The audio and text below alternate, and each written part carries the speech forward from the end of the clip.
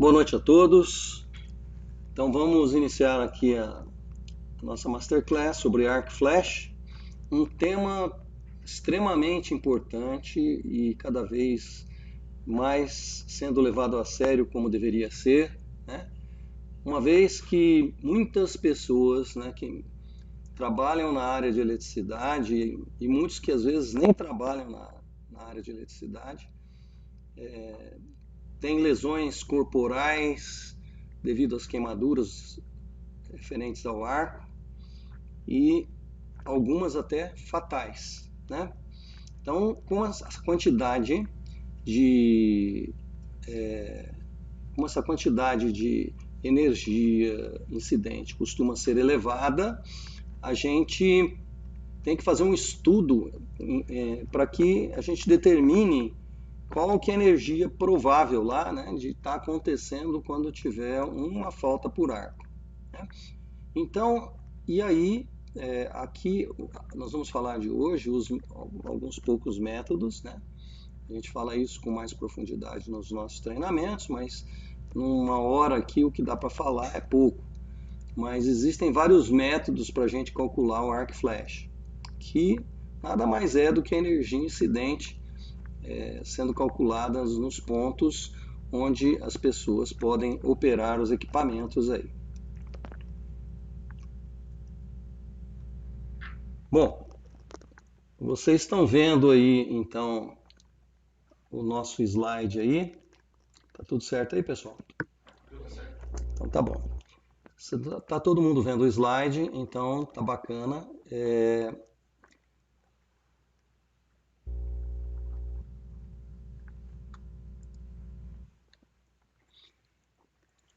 Eu comecei minha vida em Itajubá, lá em 1976, né?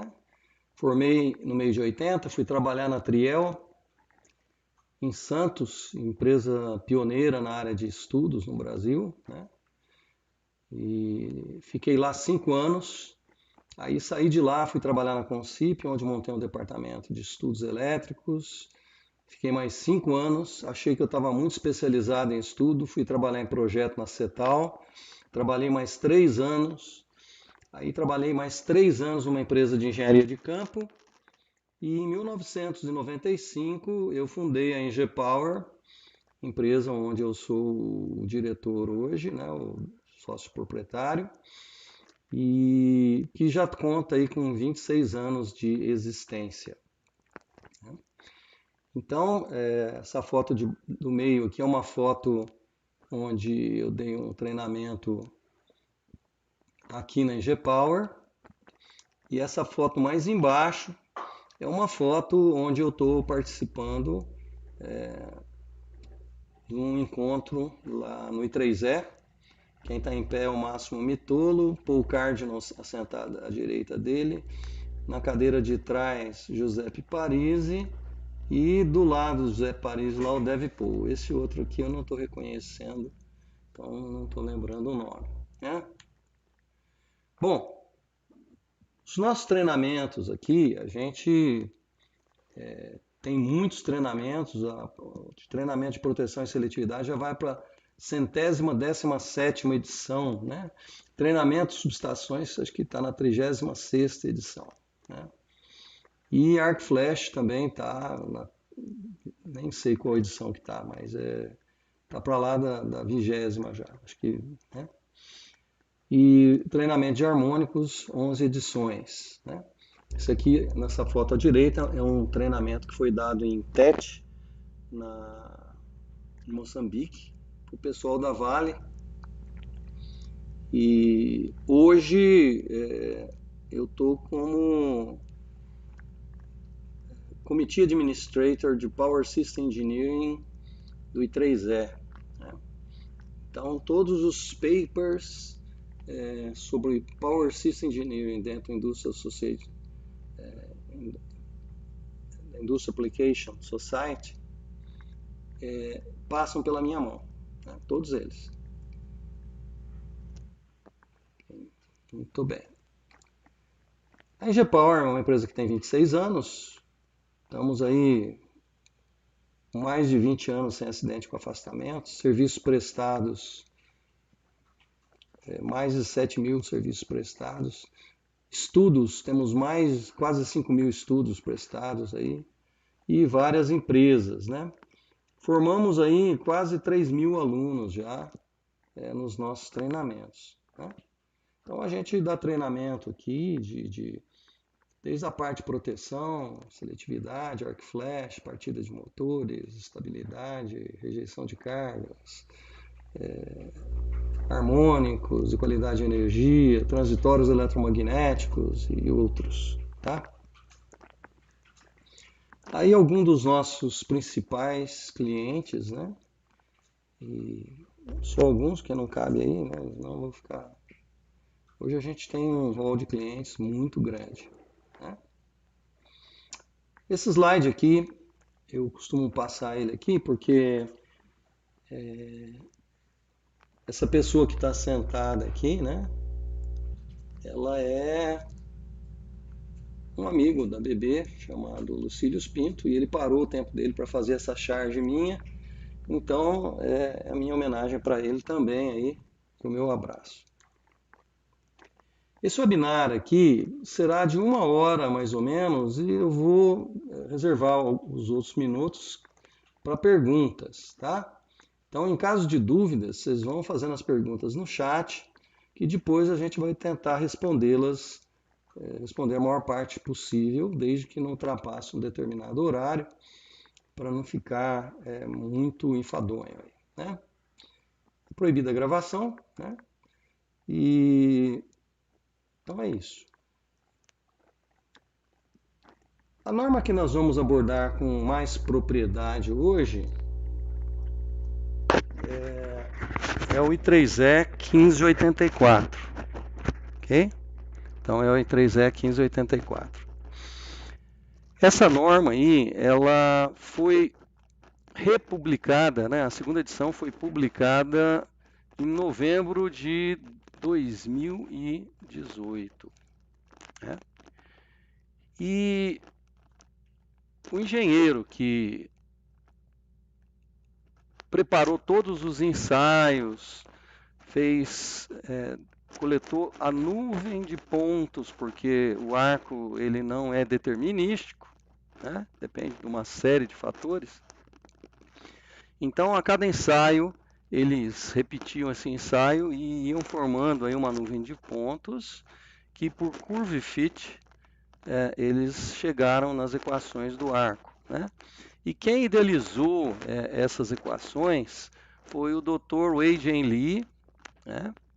Ele é professor na Universidade do Texas, é um grande amigo também, e ele é o atual presidente do Industrial Application Society do I3E. Né? E o chair dessa norma é também o meu amigo, Dalip Morla. Então eu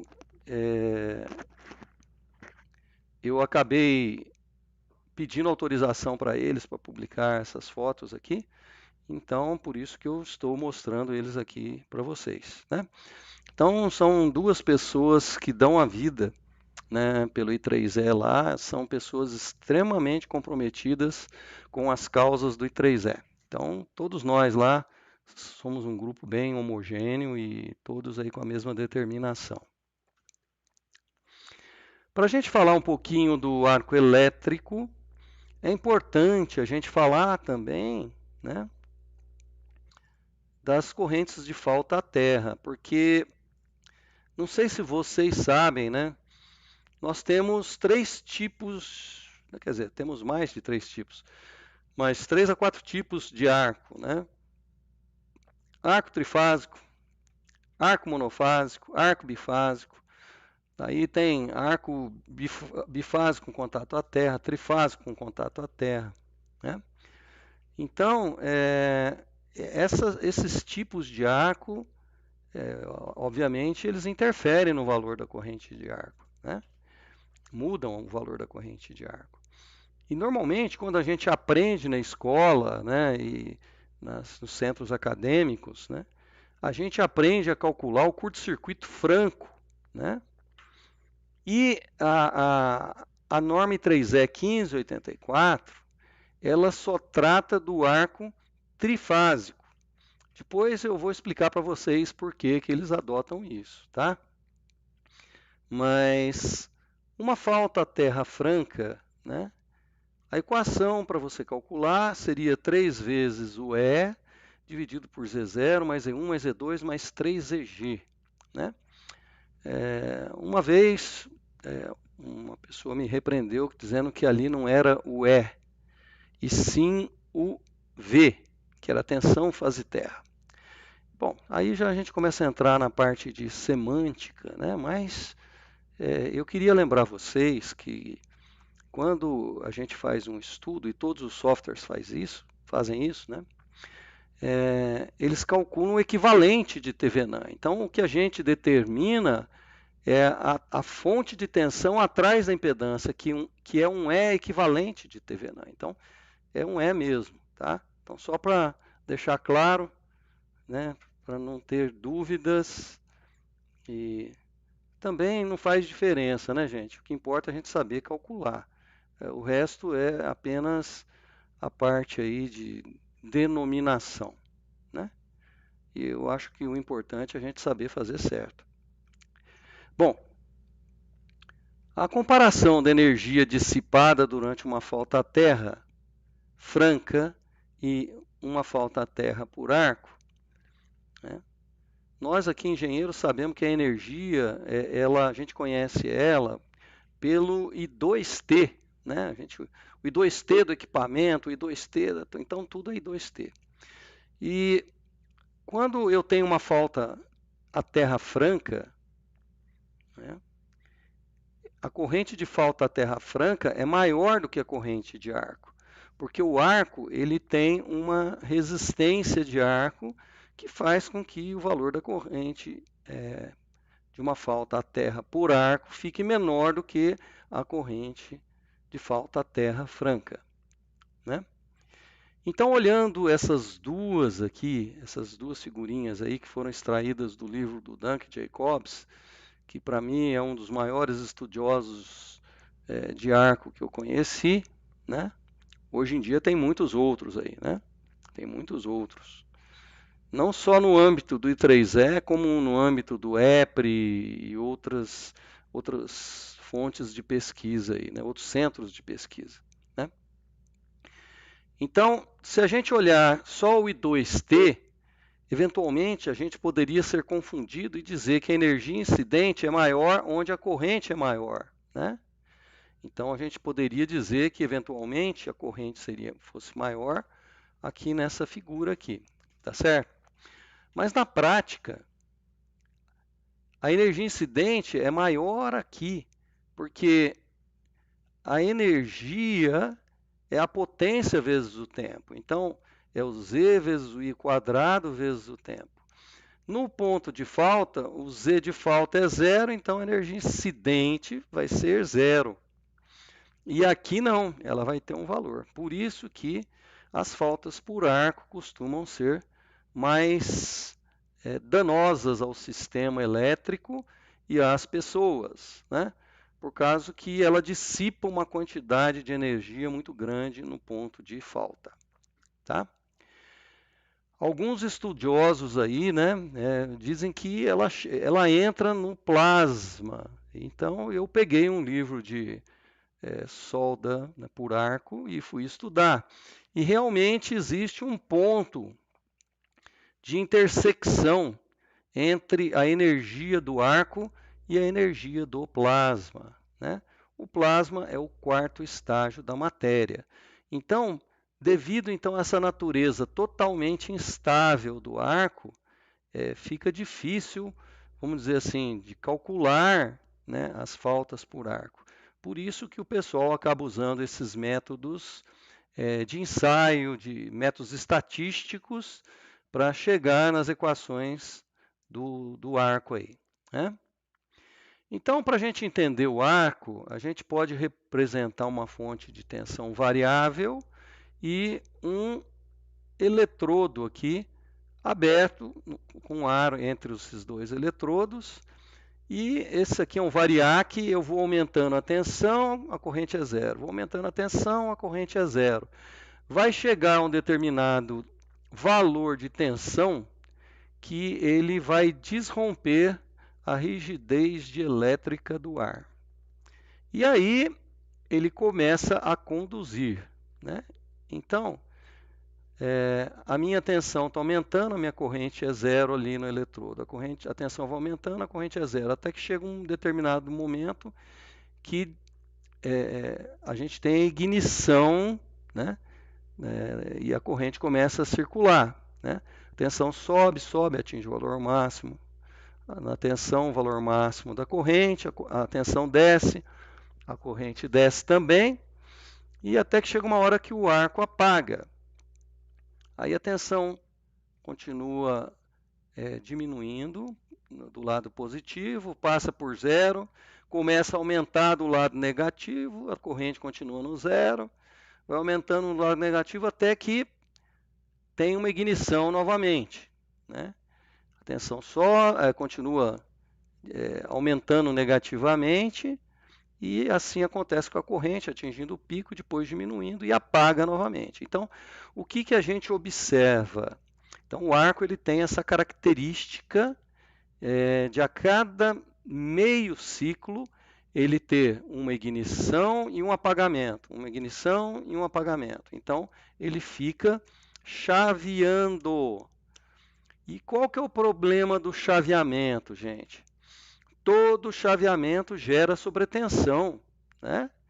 Então, por isso que, por que gera sobretensão? Porque V é L dI dt. Como a corrente vai para zero num instante de tempo muito pequeno, a tensão fica muito grande, né? Então, toda vez que a gente opera um disjuntor, né, enquanto ele está abrindo seus contatos, lá dentro vai tendo re-strikes, né? Quando a tensão atinge a curva fria do disjuntor, vai tendo os re-strikes, e às vezes, mesmo abrindo totalmente o contato, pode ser, dependendo do valor da TRV, que é a tensão de restabelecimento transitória, ela pode ainda continuar entre os contatos, ou seja, se abriu, mas não interrompeu. Se o arco não apagar dentro do tempo que o disjuntor foi projetado, a gente pode explodir o disjuntor, né? Porque ele foi projetado para aguentar essa pressão lá dentro, porque é um certo tempo, né? E aí todo o gás aquecido expande, a energia vai aumentando e ele pode explodir, né? Então isso pode acontecer num disjuntor, né?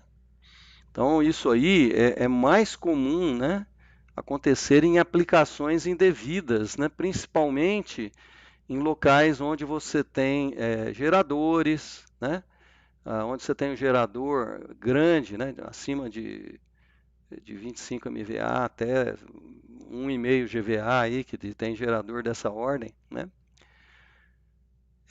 vocês vão acabar observando que o X sobre R é muito grande, né? Quanto maior o X sobre R, mais tempo a corrente leva para cortar o zero. Às vezes acontece um offset da componente DC tão grande que ele não consegue cortar o zero, né? E quando ele não corta o zero, enquanto ele não cortar o zero, não se interrompe a corrente, né?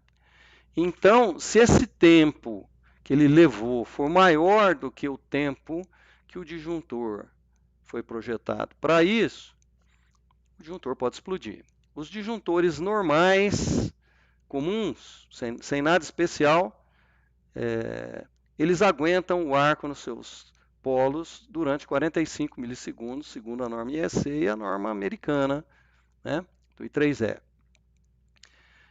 Agora, em locais onde você tem gerador, tem uma outra norma, que é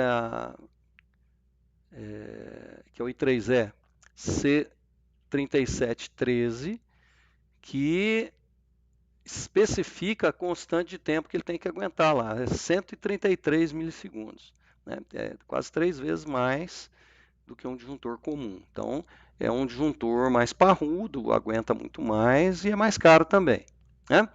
Então, a tensão e a corrente na fonte estão em fase. Quando começa o arco, a tensão ela fica quase como uma onda retangular aqui, ó, tá vendo? Não? Né? E esse instante aqui, ó, é um instante que interrompe, dá um picozinho ali na sobretensão, né? E a corrente tem aquele formato que a gente mostrou aqui, né? Essa parte aqui, né, em inglês, o pessoal conhece como shoulder, como se fosse o ombro. Isso aqui fosse a cabeça, isso aqui fosse o ombro, né? Ok? Bom, o tio Dunk Jacobs, ele estudou o arco em 480 volts e RMS, né, entre fases, que fase terra dá 277 e de pico fase terra dá 392 volts, tá certo? Então o que ele observou, né? Ele observou que normalmente o arco ele vai ter ignição próximo do pico, né? Normalmente a 95% mais ou menos aproximadamente do pico. Então, nesse ponto aí, 375 volts, a corrente começa a conduzir, né? E outra coisa que ele observou é que a tensão nos terminais do arco é 140 volts em 280, né? Então aqui praticamente metade aí da tensão entre fases, né? Lá. Então o que acontece? Essa onda ela é uma onda retangular, né? Então a tensão, a hora que atingiu 375 volts, começa a conduzir, né? E enquanto essa área aqui for igual a essa outra área aqui, o arco está conduzindo. Então a impressão que dá é como se ele carregasse um capacitor na metade do tempo e depois descarregasse na outra metade do tempo. Então, essa é a impressão que fica, né? Porque aqui ele está carregando, aqui é o ponto de inflexão e aqui ele está descarregando. Aí depois não tem mais energia, ele fica sem nada. E aí depois, próximo de 95% do pico, ele tem outra ignição de novo e vai acontecer tudo de novo do lado negativo, né? Como vocês podem ver, essa onda azul aqui, ela não é uma onda senoidal porque ela tem descontinuidades. Ó. Eu tenho, se eu traçar uma reta vertical aqui, ó, né, ela repete o mesmo valor aqui várias vezes, né? Então, esse trecho aqui é um trecho de descontinuidade, né? Então não dá para a gente calcular a corrente de arco de uma forma simplória, fasorialmente falando, né? Então, nessa época aqui, o Dunk Jacobs calculou, né?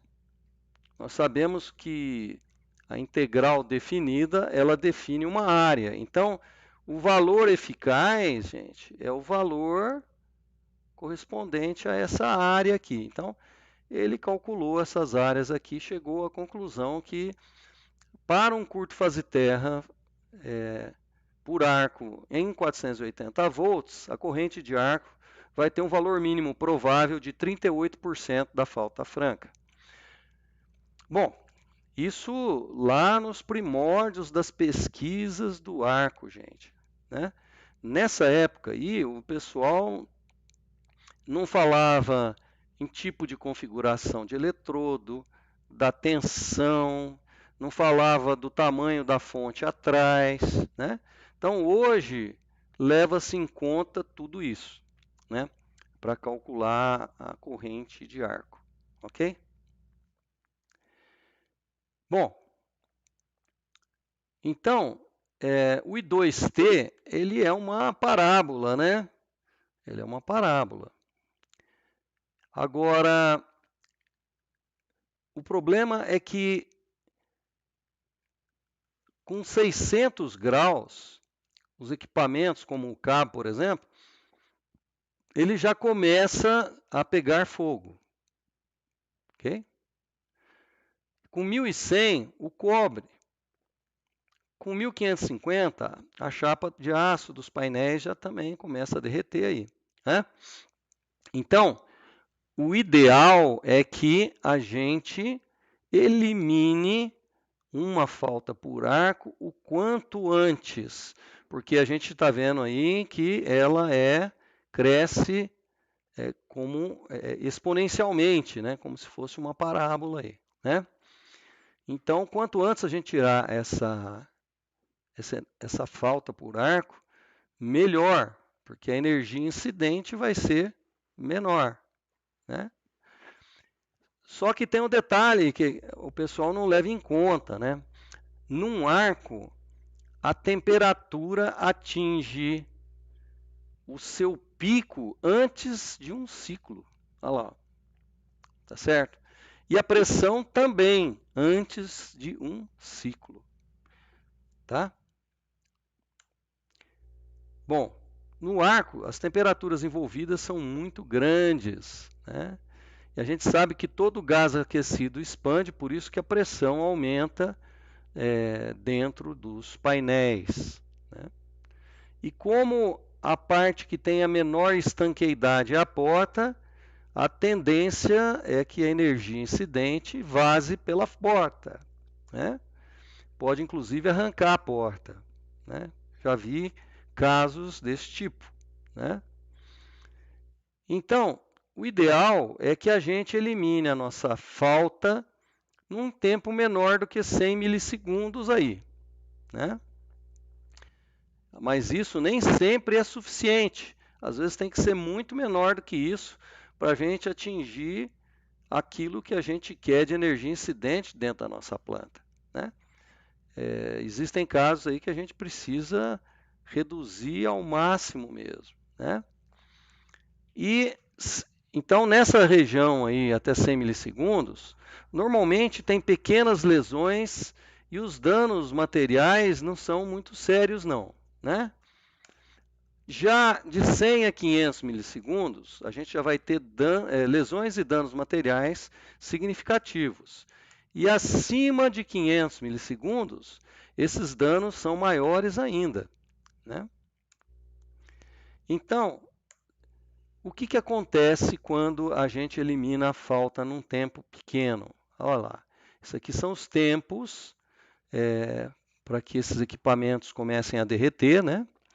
E se a gente eliminar aí a falta num tempo muito pequenininho, usando, por exemplo, um relé de arco, que o tempo é de 2 a 7 milissegundos, mais o tempo do disjuntor, nós vamos eliminar a falta num tempo menor do que os 100 milissegundos. Então, a energia incidente que ficaria debaixo dessa curva aqui, fica limitado só a esse trechinho aqui. Então, essa é a ideia que a gente quer passar para vocês de energia incidente e de tempo de atuação aí das proteções, né?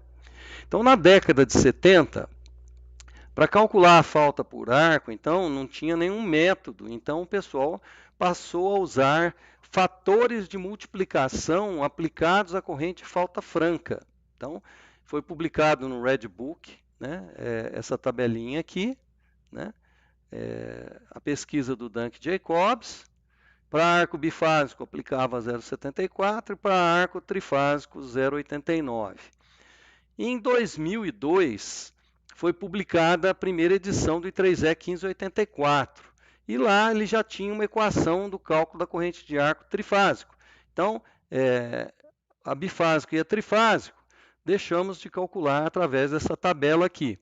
Mas como não falava como calcular de arco monofásico, continuou-se usando o 38% aí do Dunk Jacobs, né? Mas desde que eu estudo arco, o primeiro paper por arco que eu escrevi foi em junho de 1986 na revista Mundo Elétrico. Meu abraço ao Celso Luiz Pereira Mendes, que mandou uma cartinha carinhosa quando eu só tinha 5 anos de formado, dizendo que eu era muito novo para me preocupar com uma coisa e ele achava isso muito legal, né? Uma coisa tão atual, né? Que no Brasil ninguém sabia nada de falta por arco ainda. Então, a gente é um pesquisador de falta por arco desde aquela época, né? Então, 20% da falta franca, gente, a corrente de falta por arco hoje, a gente sabe que pode chegar até 20% dessa falta franca aí. Bom, como o I3E 1584 ela calcula o arco trifásico, para a gente calcular o arco bifásico, a gente poderia usar essa relação aqui do Red Book, ou mesmo a equação da relação entre a falta bifásica e a trifásica, que é a raiz de 3 sobre 2. Essa diferença vai dar aí uns 4%. Né? Então, você não vai errar muito aí no valor da corrente aí da falta por arco à terra. Bom, por que eu estou falando um pouco de falta por arco à terra em relação à energia incidente, sendo que as normas de energia incidente só tratam do arco trifásico? Bom,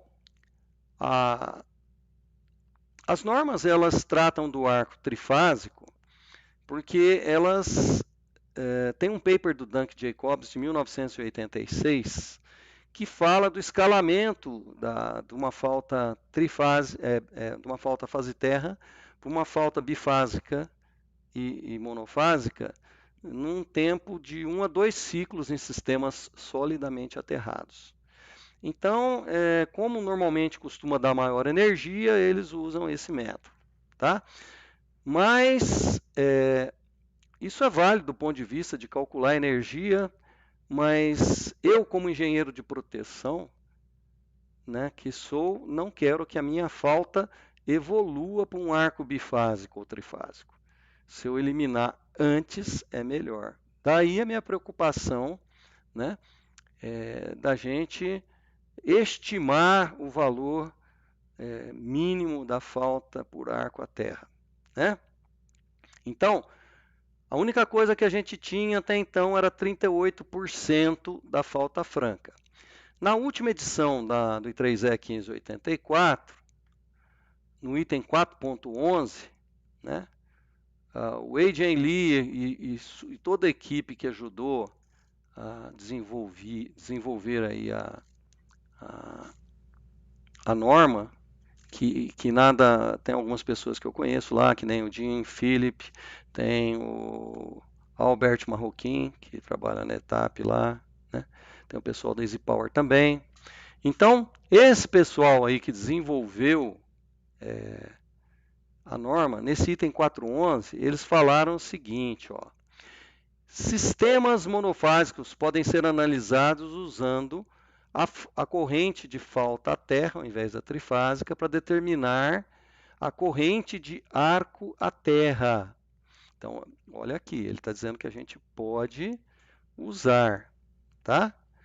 A tensão, você tem que entrar com a tensão fase terra e a distância, ao invés de você entrar com a distância entre fases, você entra com a distância fase terra. Então, o que ele está dizendo aqui, ó, você quer calcular a corrente de arco fase terra? Então, você pode usar as equações da I3E 1584 de 2018. Né? Bom, eu falei para vocês que eu sou um pesquisador de arco, então eu fui fazer uma análise na baixa tensão aqui, só para a gente ter uma ideia a quantas andava aí esse fator. Né? Então, eu calculei para 220 volts, para 380 volts, 480 volts e 690 volts, variando a potência do transformador e variando um pouco a impedância, né? Isso para obter a corrente de falta fase terra franca, tá? Que eu adotei igual a trifásica aqui, tá? Em transformador triângulo estrela é muito próximo, né? Então, o que acontece? E aqui variei também a configuração do barramento, né? Horizontal, vertical e vertical acabando no fundo do painel. Né?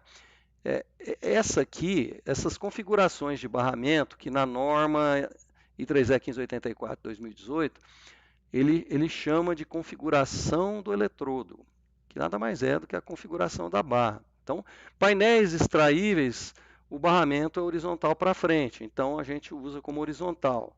Vertical é quando o barramento é vertical, e quando é vertical até o fundo do painel é o VCBB, né? Esse CB aí vem de Cubic Box, né?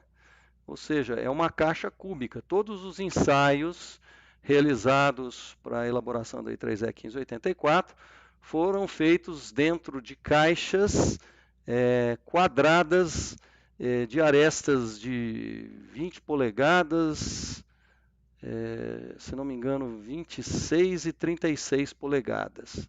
Tá?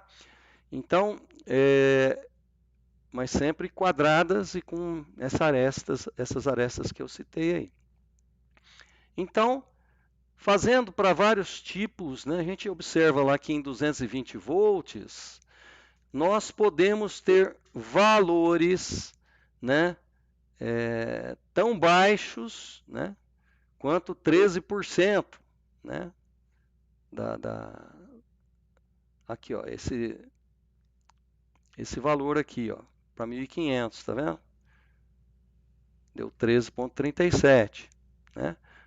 No HCB, no VCB 0,384, no VCBB 0,1694 e em 380 20% mínimo. Em 480 a gente usava 38 do Dunk Jacobs. Isso vale até transformador de 2 MVA, né? Agora, acima disso, o valor mínimo, a gente pode usar 30%. Né?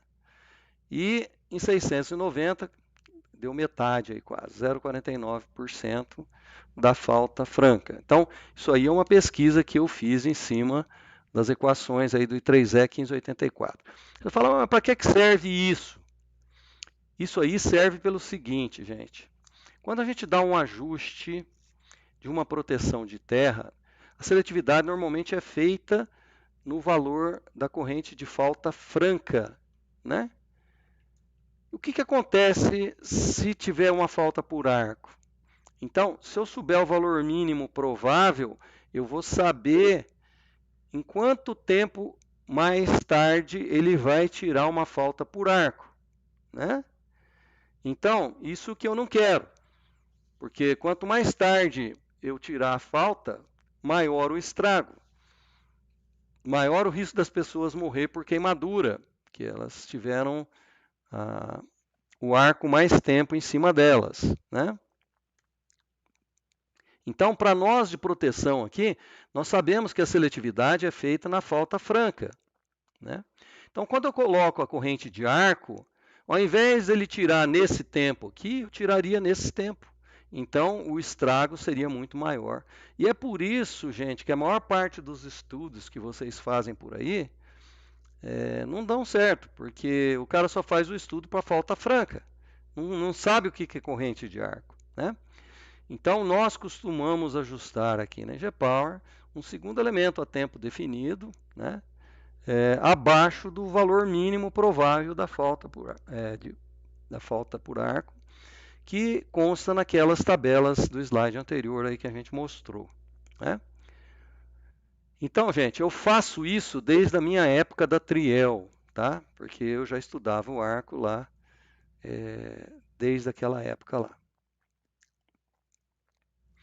Na baixa tensão, a corrente de arco na nova norma de 3E 1584, ela é calculada por essa equação aqui, né? Onde o VOC é a tensão nominal do seu sistema aí. Ele chama de tensão de open circuit, mas é a tensão nominal do sistema, né? Essa corrente de arco de 600 volts, eu já vou dar a equação para vocês já, né? Então, a equação do arco, da corrente de arco é calculada por essa equação aqui. A corrente de arco de 600 volts, né, é calculada por essa, não só de 600 volts, né, de todas as tensões, ela é calculada por essa equação aqui. Ó. Então, como vocês podem ver, é um polinômio aí do sexto grau, né?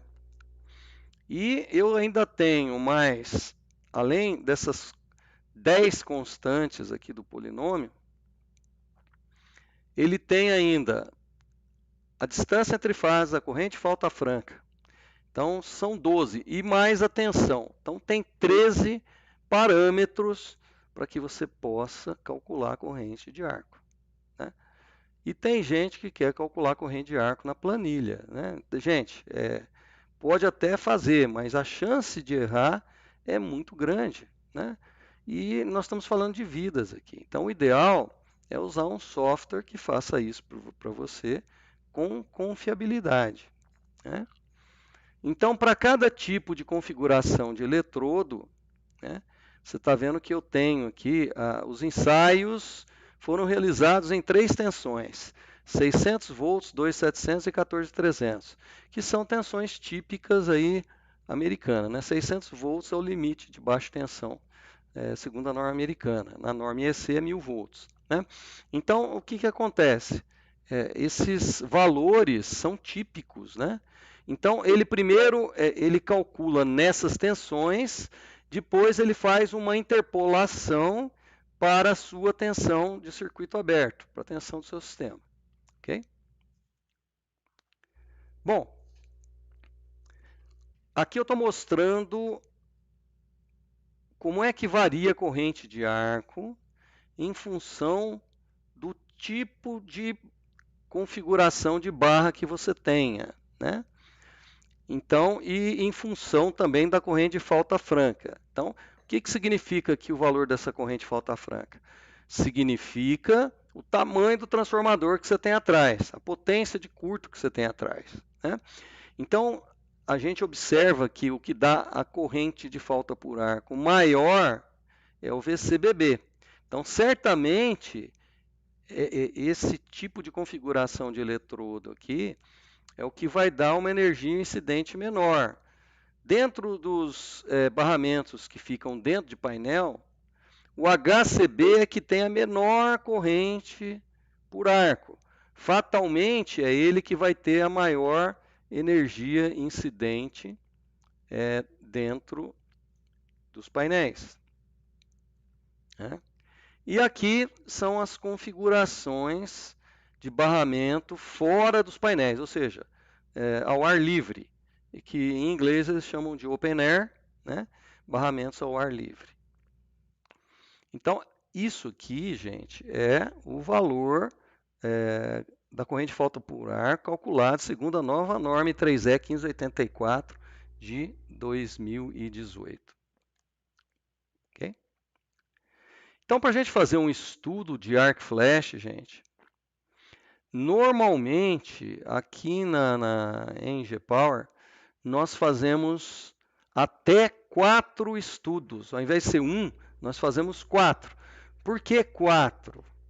Porque você vai fazer um estudo com os ajustes da seletividade normal, depois você faz vai calcular as energias, onde tiver alta, você vai ver se dá para melhorar o ajuste da seletividade, fazendo ajustes otimizados, né, que a gente ensina lá no nosso treinamento. E mesmo com os ajustes otimizados, ainda pode sobrar locais onde a energia ficou acima do valor esperado. Então a gente passa a usar os relés monitores de arco. Né? E mesmo assim, se a energia incidente ainda ficou maior do que o valor esperado, a gente pode dar conta, utilizar aí os Arc Quenching Devices, que são nada mais são do que dispositivos que vão colapsar o arco, fazer o arco sumir, né? Então, depois a gente vai falar mais um pouquinho disso. Isso aqui a gente já tinha mostrado. Bom, a energia incidente em calorias e em joules é calculada por essas duas equações aí, uma das duas aí, né? E aí você vai entrar aqui com essas constantes, dependendo do tipo da configuração do barramento. Isso para 14.300 volts, né? Depois você calcula o arc flash boundary, né? Que em português seria distância limite do arco. Desculpa. Essa distância limite do arco, gente, é uma circunferência, né? Quer dizer, é uma esfera na realidade, né? Porque ela é tridimensional, a partir da onde a energia incidente vai ficar menor do que 1,2 calorias por centímetro quadrado. Esse número mágico aí, quem pesquisou, foi o pai do arc flash, que é o Ralph Lee, né? Embora seja o A.J. Lee quem bolou aí toda o equacionamento aí da norma, eles não têm, acredito eu, nenhum parentesco, o A.J. Lee com o Ralph Lee, tá? É só uma simples coincidência aí, né? Então, o arc flash boundary, a partir dali você não precisaria usar todos aqueles parâmetros arc rated necessários para a sua proteção, né? Então, quando você faz um estudo, você tem que colocar na etiqueta lá o seu arc flash boundary, que é a distância limite de arco, né? E para as pessoas conhecerem.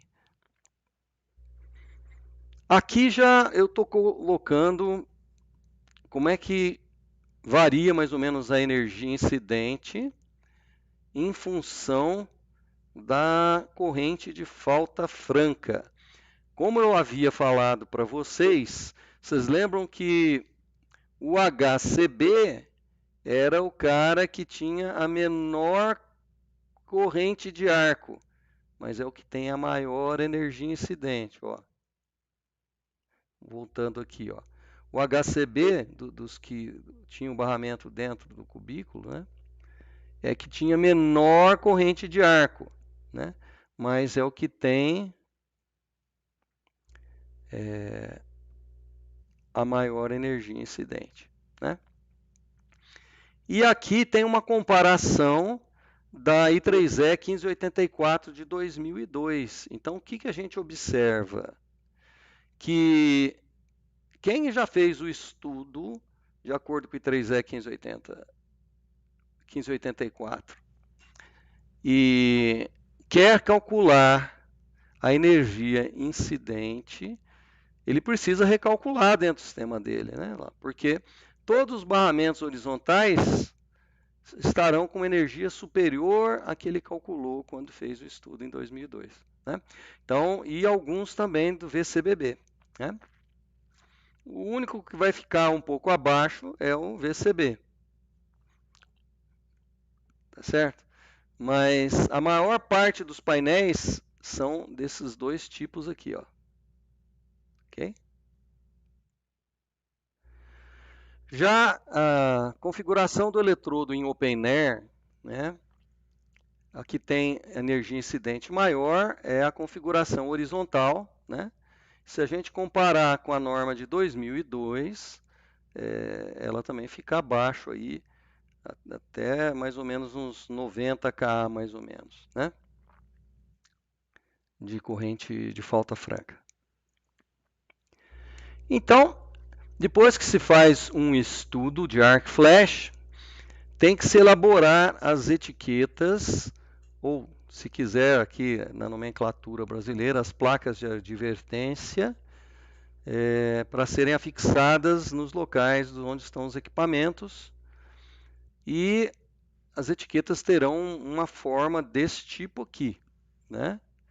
Então, quando a gente faz essa etiqueta aqui, gente, as distâncias de choque, né, que eu chamo, da zona de risco e da zona controlada, tem que estar de acordo com a norma brasileira, tá certo? Porque nós estamos no Brasil aqui.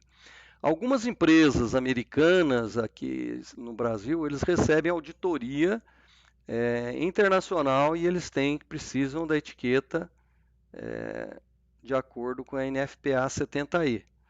Então aí a gente coloca aí em inglês aí, ó, também as etiquetas aí, mas é do mesma maneira.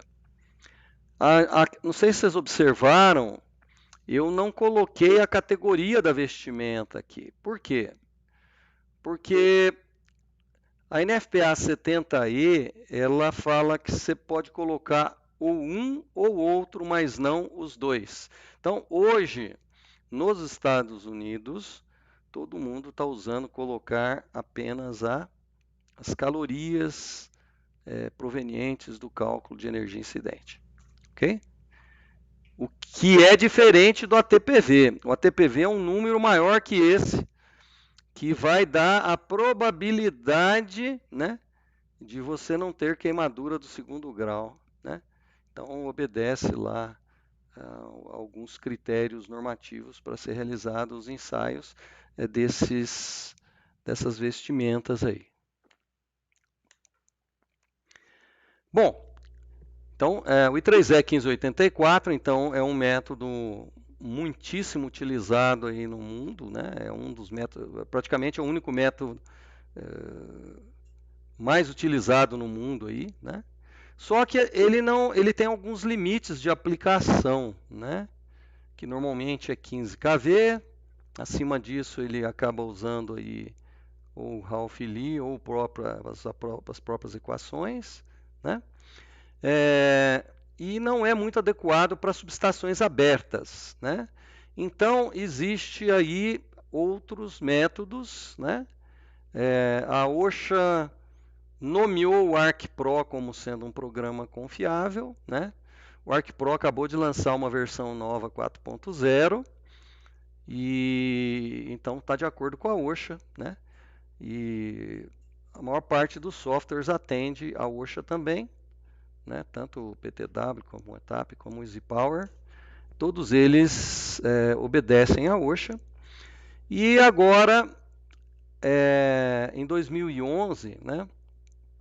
A EPRI, né? Electric Power Research Institute, ela apresentou esse relatório aqui com resultados de testes de arcos longos, né? Em subestações. Então, é muito mais adequado para subestações essas equações aí, né? E lá, né, nesse relatório, eles falam de alguns métodos, como Terzig e Coughlin, e tem o método EPRI mesmo, né, que trabalha também com fluxo de energia, né? Bom, então, alguns softwares comerciais hoje já apresentam um método EPRI também, exatamente para atender essas subestações externas. Mesmo que não tenha o método EPRI, todos eles atendem a OSHA, que também atende a subestações externas. Então, de alguma maneira, todos os softwares atendem os estudos de arc flash aí, tá? Muito bem. Isso aqui, gente, é um caso real, né? Então, vou só falar rapidamente que foi um estudo que a gente fez aí, né? Numa planta onde a energia incidente ultrapassava 40 calorias por centímetro quadrado, né? Nesses locais aí não existe vestimenta adequada. Nenhuma vestimenta garante proteção, tá? E o cliente, ele dá a vestimenta de categoria que atenda 8 calorias por centímetro quadrado, né? Categoria 2, né? Em toda a planta. Ele não quer energia incidente maior que essa. Então, após fazer a simulação, chegou em 40, né? Aí a gente fez os ajustes otimizados, alguns pontos ainda ficaram maior que 8 calorias, né? Os que também não atendiam, né? Então, a gente passou a fazer um arc quenching, usar os arc quenching devices, né? O arc quenching device são dispositivos curto-circuitadores, eles jampeiam a resistência do arco ou colapsam a tensão, tá? Bom, eles podem ter algumas configurações aí, mas num treinamento desse aqui de 1 hora não dá para a gente falar. A gente entra muito mais em detalhe nos nossos treinamentos aí de arco e flecha, tá? Então isso vai ser discutido só lá no nosso treinamento, né? Vamos então às dúvidas. Muito bem, obrigado aí pela paciência, né? João Antunes Graziano. A aplicação de fusíveis limitadores de corrente em média tensão ajudam a mitigar a energia incidente? Bom, João, a sua pergunta é muito interessante. Obrigado pela sua pergunta. Então, obrigado pela sua pergunta, João, né? Ela é muito importante. Como você próprio disse aí, fusíveis limitadores. Se ele tiver na região de limitação de corrente, eles vão ajudar. Se a corrente de arco tiver à direita da curva do seu fusível, ele vai estar na faixa de limitação de corrente. Então ele limita em 4 milissegundos, então ele é um grande auxiliar aí para mitigação da energia incidente. Se a corrente de arco tiver à direita da curva de tempo médio de fusão do seu fusível limitador, ou do tempo mínimo de fusão do seu fusível limitador, ele não vai estar fazendo limitação de corrente. E aí ele pode ficar muito ruim, né? Porque como a curva do fusível é muito íngreme, né? Muito inclinada, qualquer valor abaixo aumenta muito o tempo de eliminação da falta. Ok? Muito bem. Bom, o Jonathan Bieber, obrigado, Jonathan. Você é sempre um cara que está conosco aqui nos treinamentos também. Obrigado por estar aí junto novamente. A nova versão da NFPA 70E de 2021 mudou em relação à de 2018. Os tipos de EPIs que devem ser usados em cada nível de categoria de energia incidente? Sim, mudou, João, Jonathan. Mudou sim. Até onde eu vi, não mudou tanto assim, tá? Eu confesso que para você que eu comecei a dar uma olhada na de 2021 agora. Então eu não vou te afirmar com 100% de certeza, porque como ela é de 2021, ela surgiu faz pouco tempo. Então eu estou acrescentando ela nesse próximo treinamento do dia 15 aqui, tá? Então eu vou ficar te devendo essa resposta aqui, mas eu respondo para você em separado depois que eu tenho seu e-mail, tá bom? Desculpa, é que é uma norma muito recente ainda, né? Então pelo que eu dei uma olhada rápida, mudou algumas coisas, mas não mudou tanto, tá? Mas eu queria ter mais certeza para falar. Richard Silva. Professor, boa noite. Boa noite, meu amigo. Qual é ou como se calcula a pressão exercida pelo arco nas paredes dos cubículos? Bom, lá no nosso treinamento a gente mostra uma das maneiras de calcular, né? Eu não lembro o nome daquela equação do PV igual a nRT. Eu não lembro se é de Flammarion, se é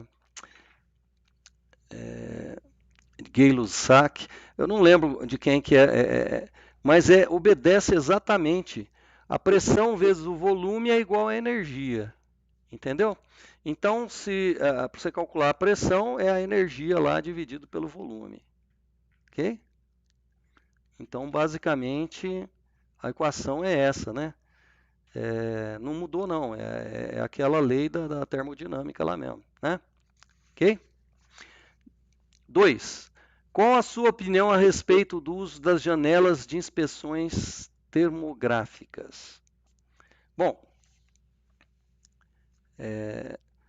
as janelas de inspeções termográficas, elas auxiliam e, assim, o problema todo é que você tem que comprar junto com os painéis. Então, hoje em dia, né, os painéis novos, eles não vêm exatamente com janelas, eles vêm com as lentes prontas, para não perder a certificação do painel, entendeu, o Richard?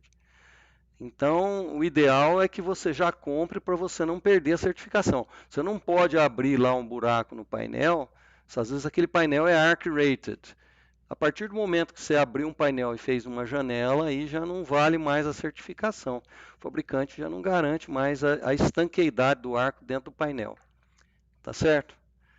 Então, é basicamente isso. Então, hoje em dia, ele pergunta também a respeito para fazer a inspeção termográfica. Elas ajudam bastante, né? Mas poderia abrir também, porque, gente, se você está achando que é a porta do painel que vai proteger você de uma falta por arco, tem falta por arco, ela arranca o painel. Se o painel não foi projetado, né? A gente está. É diferente de choque, gente. Quando você coloca um invólucro, né? Você colocou uma barreira isolante para não tomar choque. Mas o arco, às vezes um arco dentro do painel, você pode morrer fora do painel, você está entendendo? Porque ele vai arrancar porta. Se o painel não for arc rated, ele não foi projetado para aguentar aquela pressão, não foi projetado para conter energia incidente dentro dele. Então não é o fato você ter a janela de inspeção ou você ter a porta que vai mudar alguma coisa, tá? Você não consegue garantir nada. Você só consegue garantir se tiver um ensaio, tá bom? Certificado ainda, não é qualquer ensaio não. Tem que ser de uma entidade acreditada. Ok, Rich? Não sei se eu respondi tudo aí, mas considerando que as mesmas garagens, sua resistência.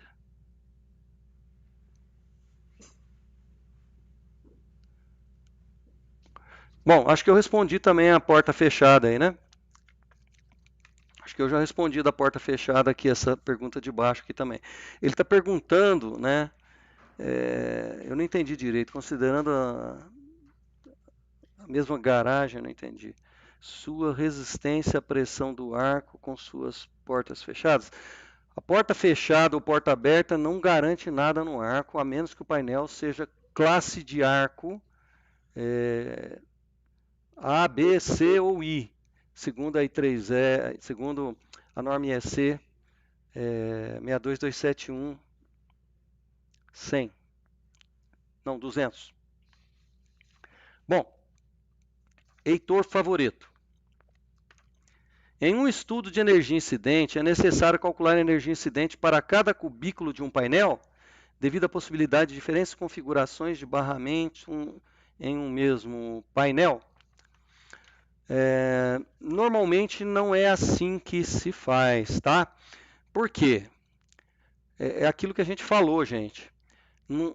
Você pode estar na frente daquele cubículo ali, mas pode acontecer um arco no outro cubículo. Então, se você está transitando aqui, você não vai usar uma vestimenta para cada porta de cubículo. Então, uma, e normalmente a que dá a maior energia incidente que a gente coloca no painel. Tá ok? Muito bem, Heitor. Boa pergunta. Rafael Tenaglia. No caso do cálculo de energia incidente para sistemas trifásicos, podemos utilizar a distância entre os barramentos como o valor do gap? É isso mesmo. Para sistemas monofásicos, qual o valor do gap devo utilizar? Bom, normalmente você não vai calcular energia incidente para sistemas monofásicos, pelo menos em painel, né? Isso aí é mais comum a gente fazer em subestações, né? Em subestação, normalmente, a energia incidente é calculada como fase terra mesmo, né? E até porque os arcos vão acontecer muito mais fase terra, né? E aí você vai usar a distância entre fase e terra. O gap tem que ser correspondente ao tipo de corrente que você está calculando, tá bom? Então tem mais pergunta aqui. Leandro Sena. Gostaria de saber se o equipamento UFES, fabricante ABB, é considerado um arc quenching device. Apesar do alto custo, vale a pena utilizar esse dispositivo na retaguarda de um relé de arco? Bom, Leandro, o UFES, aliás, eu gosto de parabenizar aí empresas pioneiras, e a ABB quase sempre ela é pioneira nesse negócio de arco, né? O REA, ela foi pioneira, esse UFES, ela foi uma das pioneiras aí também. Então é bacana a gente ver que as pessoas se preocupam com a vida, né? Então o UFES é isso, é Ultra Fast Earthing Switch. Então é uma chave ultra rápida. O que essa chave ultra rápida faz? Ela jampeia a resistência do arco, ela joga as 3 fases para a terra, então jampeia a resistência de arco e some com o arco imediatamente. Sumindo com o arco, some a energia incidente. Entenderam? É simples assim. Agora, a pergunta dele continua. É considerado um arc quenching device? Exatamente. São dispositivos ultra rápidos. O tempo de atuação do UFES é na faixa aí de 5 milissegundos, 7, 5 a 10 milissegundos aí no máximo, tá certo? Então é muito rápido. Qual que é a vantagem dele sobre o relé de arco? O relé de arco ele pode ser rápido, normalmente é de 2 a 7 milissegundos, mas como ele tem que dar trip num disjuntor, o disjuntor hoje é em torno de 4, 5 ciclos, 5 ciclos mais vai dar quase 90 milissegundos. Então um arc quenching device ele vai tirar em 5 milissegundos. Então, qual que é melhor? Tem o tempo do relé de arco que é 2, mais o arc quenching device mais 5, dá 7 milissegundos. Então, é um tempo muito baixo, né? Pode usar como retaguarda? Pode, mas não é comum acontecer isso. O cara só usa o arc quenching device se a partir do momento que mesmo os 90 milissegundos não atende à classe de energia que você especificou para sua planta, você vai partir então para o UFES, né, que está na faixa aí dos 25 mil dólares mais ou menos. Tá? De 20 a 25 mil dólares, dependendo se é baixa ou média tensão. Ok? Heitor Favoreto.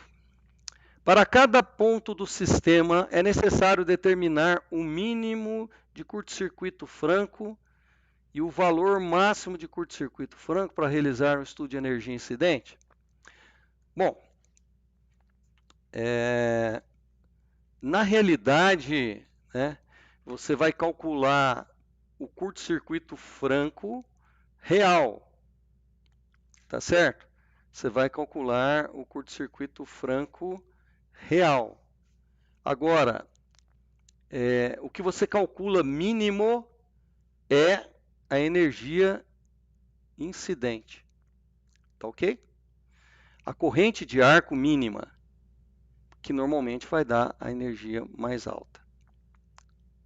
Ok? Tem outra pergunta aqui. Agora eu estou lendo no monitor, por isso que eu estou olhando para a direita aqui, tá certo? Eduardo Mattioli. Mestre, boa noite. Um CCM que possui chave fusível em uma de suas gavetas deve ser considerado como HCB? Não, normalmente a chave fusível ela é vertical, a chave está na posição vertical, né? Dependendo do tamanho da parte isolante dessa chave, porque a Rolec tem umas chaves, né, que os fusíveis ficam dentro, assim, tem uma parte isolante bem grande, pode ser que você considere até um tipo VCBB, ok? Muito bem. Humberto Vieira, boa noite, professor, boa noite. Além do relé de arco, é válido também utilizar sensores de temperatura nas conexões? Tudo é válido, né? Tudo é válido. né? Qualquer método que você usar, não só sensor de temperatura, né? Como também sensor de pressão, né? Também pode usar também, né? Todas as maneiras são bem-vindas, né, para proteger o arco. Lucas dos Anjos, parabéns. Leandro, ótima pergunta. Isto, bacana as perguntas mesmo, também estou gostando. Leandro, muito obrigado pela resposta. Que isso, estou à disposição aqui, gente. Mais alguma pergunta?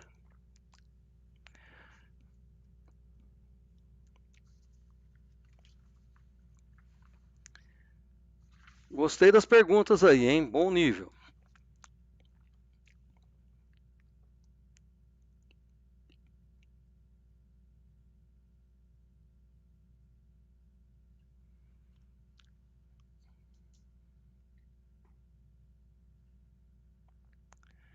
As fibras são melhores que os sensores pontuais? Olha, Leandro, boa pergunta também, né? Mas o que eu posso falar para você? Vai depender do caso, né?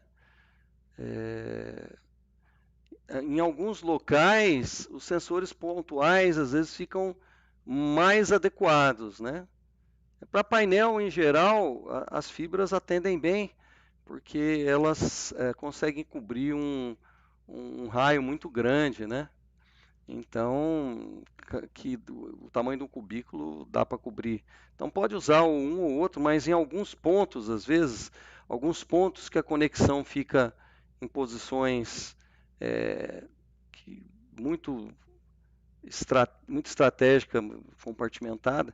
Se você conseguir passar a fibra dentro do compartimento de barra, dentro do compartimento de saída e dentro do compartimento de manobra, todos eles mais ou menos se equivalem, tá?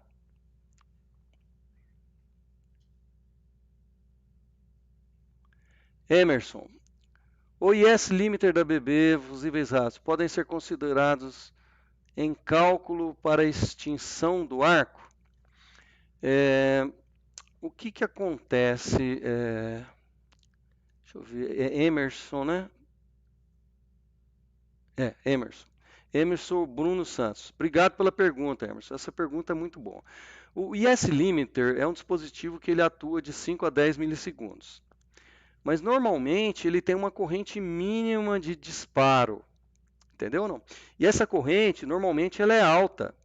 A corrente de arco normalmente é muito baixa. Então, a corrente de arco quase nunca consegue sensibilizar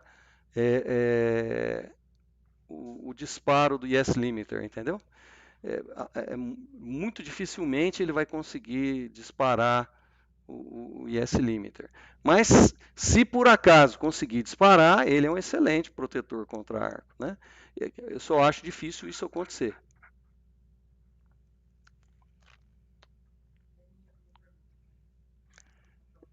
Rafael Ferreira.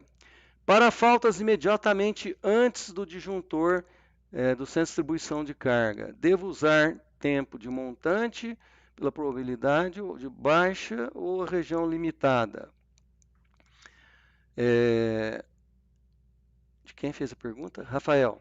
Rafael, boa pergunta também. Mas assim, um arco ele pode dar tanto na cabeça de entrada do disjuntor quanto na saída. Se der na entrada, ele não enxerga. Mesmo que ele abra, não acontece nada. Quem vai atuar é o dispositivo montante. Essa é a pior situação que pode acontecer. Você, como engenheiro que quer proteger uma pessoa, você tem que pegar o pior caso, que é o relé a montante atuando. Ok? Então você vai usar sempre a proteção a montante atuando para garantir a proteção adequada das pessoas neste painel.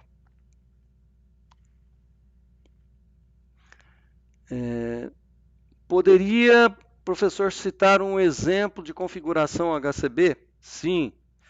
Painéis extraíveis, por exemplo, você tem o barramento saindo na direção da porta e você engata o disjuntor lá. Então, esse tipo de barramento, onde a tulipa, né, pega o barramento lá, né, é conhecido como configuração horizontal. É um exemplo bem típico disso.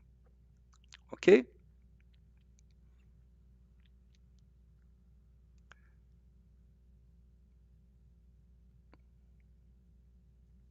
Mais alguma coisa?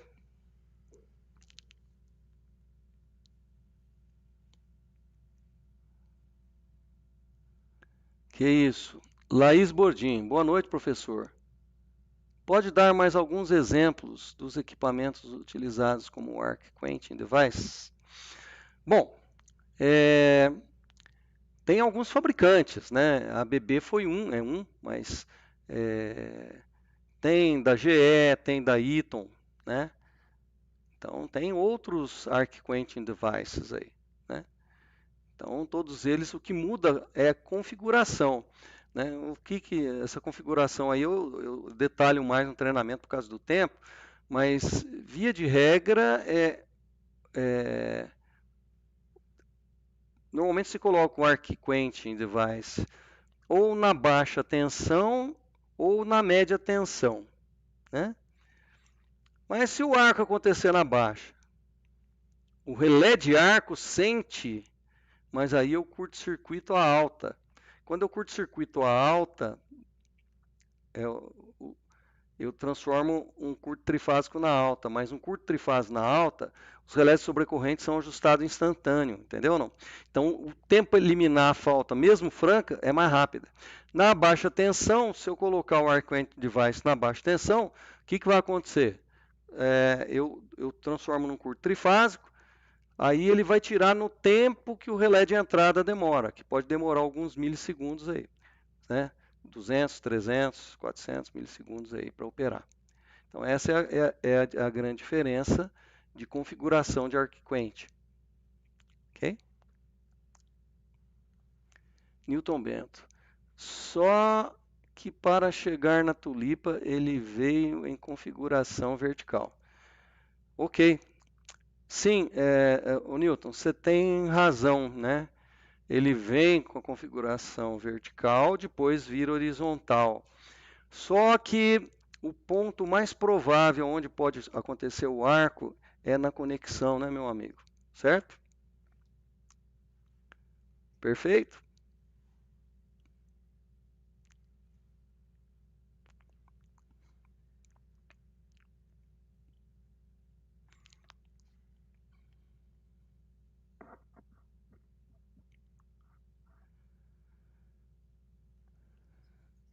Mais alguma coisa, gente?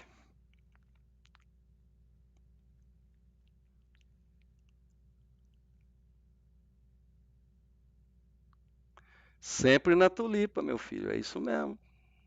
Tá certo. Leonardo Mendes. É seguro uma configuração do relé somente por luz ou deve associar a relação de corrente? Olha, essa pergunta aí não é fácil de responder, mas eu vou responder para você como ninguém respondeu ainda, creio eu. Que é o seguinte, cara. Por que eu falo isso? É porque eu já vivenciei vários tipos de eventos, né? Então, o que acontece? Vai depender muito de qual relé de arco você usou. Se você usar um relé de arco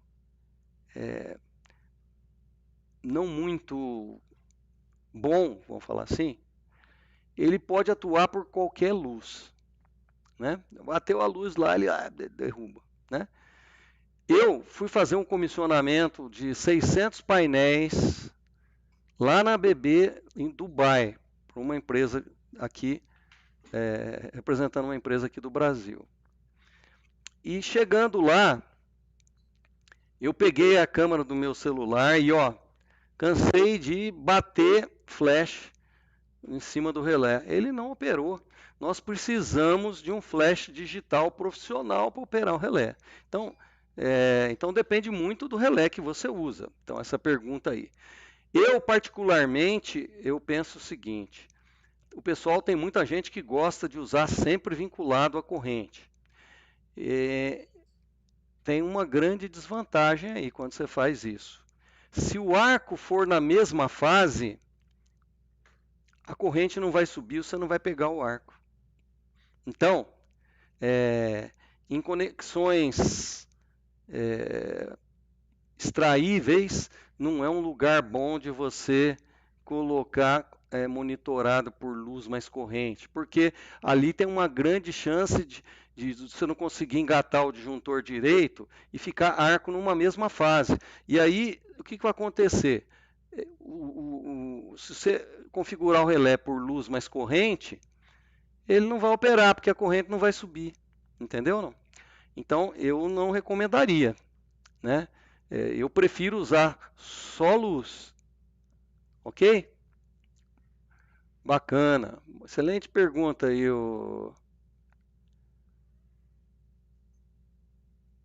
Estou me perdendo aqui onde é que eu estou aqui nas questões.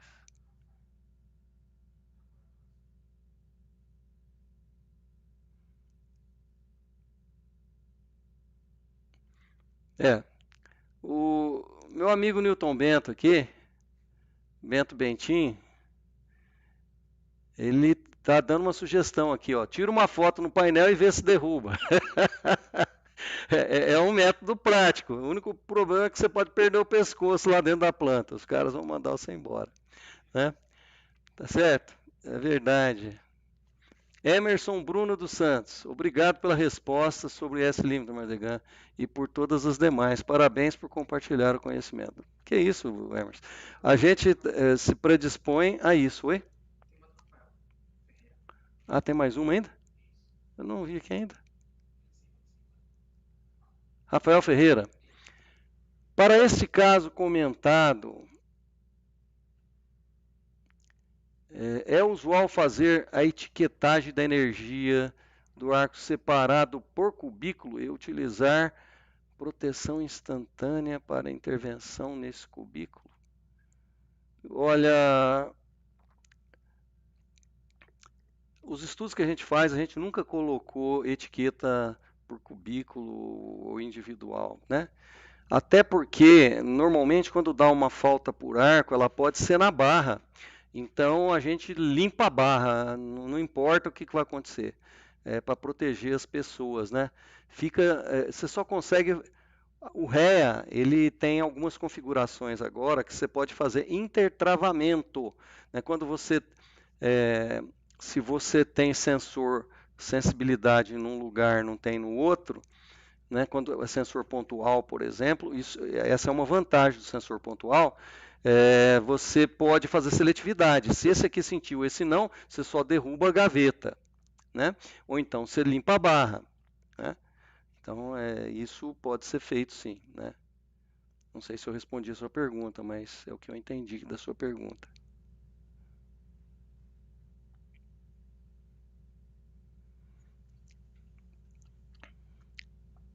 Ok.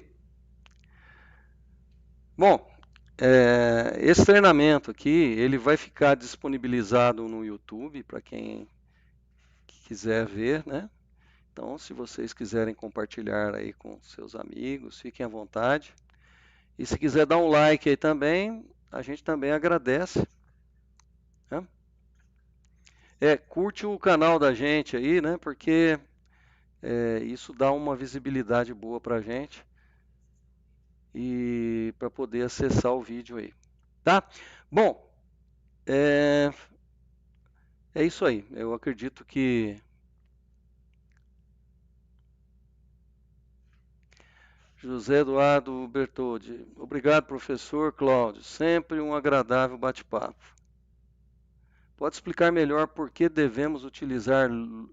não devemos utilizar luz mais corrente no relé de arco?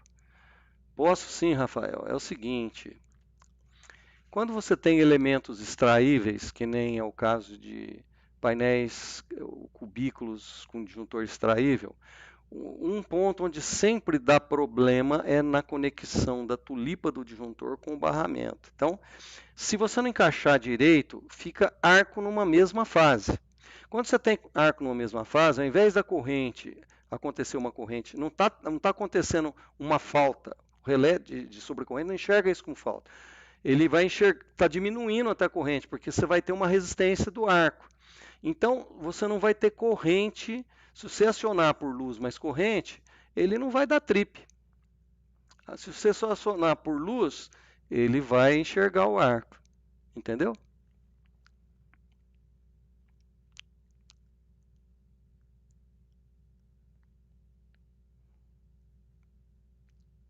Então é isso. Gente, eu agradeço bastante aí a presença de vocês. E aqueles que quiserem aprender um pouco mais a calcular energia incidente.